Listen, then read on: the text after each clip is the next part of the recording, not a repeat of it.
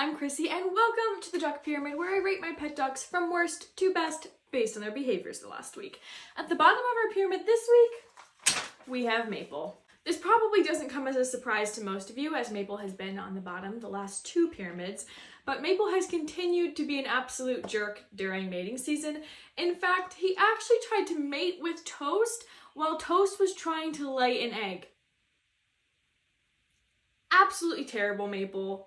There's not much else I can say about this, but I really hope his behavior starts to improve soon. And up next, we have Donut. Now, as we already know, Donut loves to hop in the water bucket and make a mess as soon as I clean it. Recently, though, she decided to do that as she was going to lay an egg. So she laid her egg in the water bowl, which deems it not edible by humans, but it is edible by ducks. So I fed it to them, and Donut enjoyed eating it. And I know that sounds weird, but it's not. Birds eat their own eggs, and they love them. And up next, we have Munchkin. Now, I know this one is probably coming as a shock to most of you, but I feel like Munchkin just kind of needs to be humbled, because it's almost like she's acting like someone who just discovered that she's famous and doesn't have to listen to any rules anymore, which is not cool. Like, she's evading bedtime, she's going in the stream and going way too far down, and I always have to tell her, don't go down there. And she used to like listen to me and come back when I told her, hey Munchkin, go to your pen. She's not listening to me, and I feel like another part of that could just be because she continuously lands on the top of the pyramid, so this is mostly to humble her. And up next, we have Raven. Now, I spoke a few weeks ago about how Raven has been super flighty and doesn't want to go to bed, and she'll fly around all the time, which is kind of weird for her. But this past week, she decided to, yet again, she has done this in the past, but take a lap around the yard before bed.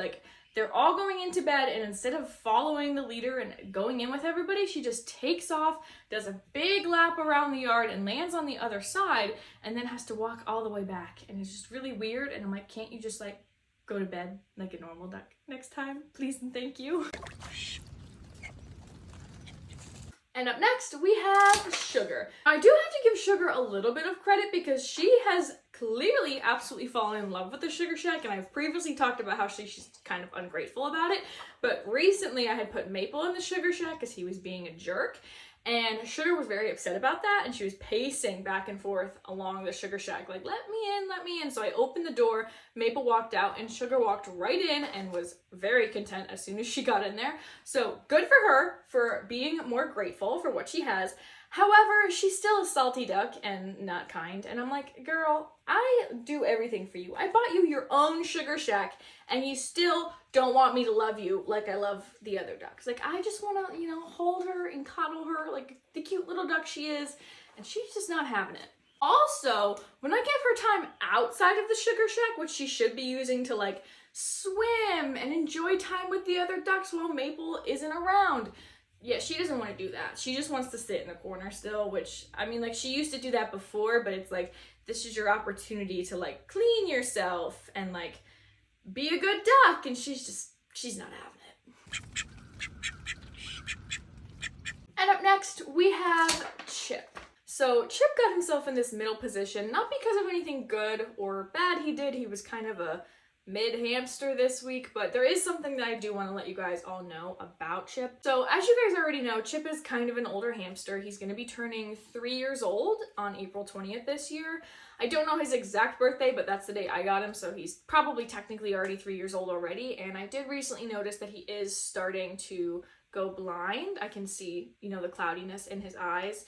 And luckily for him, as a hamster, he lives in an enclosure, so he already knows his surroundings, and, for the time being, I'm just not going to move anything around. Typically, I would, move his stuff around, give him some enrichment, try new things, but at this point in his life, I think I'm just going to be leaving his enclosure, everything exactly the same all the time. Obviously, I still have to, clean it when that's necessary, but I want to keep everything the same for him. I don't really think being blind is affecting his quality of life too badly because he can still eat, drink, run around on his wheel, do all of the hamster things. I have had blind animals in the past, so I think it will all be okay, but I did want to just let you guys be aware.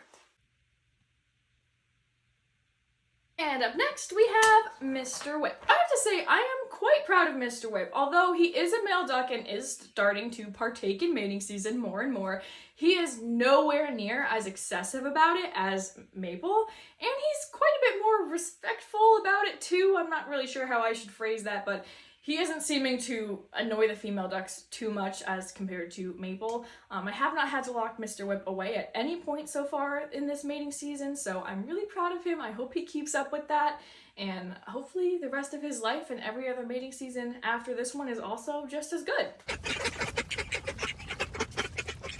And leveling up, we have my fish. Now, this is embarrassing to admit, but my fish doesn't actually have a name. So the thing about this fish that does not have a name is that we never actually intended to buy this fish. A couple years ago, my sister had got a pea puffer tank, and she went out and bought a bunch of little tiny pea puffer fish. And we got home and we noticed that one of them was not the same as the others. So I believe he's a swordtail tetra, and he's just been chilling in my tank because he couldn't live with the pea puffers because he actually like grew up and they're still pea puffer size their whole life. So he moved into my tropical fish tank, and I have decided to put him on the pyramid this week because while he is a fish, so there's not really much good and bad things that he can do, I have to give him credit for watching me film the duck pyramid every week. He is a very interactive fish. Like when you walk past him, he always comes right up to the glass, and I can even see him right now. He's just staring at me, watching me film this. And I like to believe that he's cheering me on and encouraging me every time I mess up the words and have to start over. But if you have any name ideas for the fish, feel free to put them in the comments. He's been nameless for his entire life, so it might be time that he actually gets a name. And up next, we have Avocado Toast. Avocado Toast did an absolutely wonderful job this week of just being a typical happy-go-lucky duck. She had a couple times where it rained where she got to go out and find worms. I also could use her assistance in a couple of videos, one of which was kind of difficult to film because I had to run backwards down a hill while she followed in front of me and I was trying to film her. And we had to take, I think, 3 takes to actually get the right shot. And she was just happy-go-lucky the entire time. She probably could have done it 10 more times and would have been content because she just was getting to hang out with me, and I'm just happy that she's happy. And I'm especially happy that she's really continued to bond with Munchkin and, you know, make new duck friends. And at the top of our pyramid this week is Bubbles. I believe this is Bubbles' first time ever being on the top of the pyramid. She's usually our mid-duck of the week, but Bubbles truly earned this spot because when I lifted the water bowl to dump it out and refill it, there was a very large spider under it.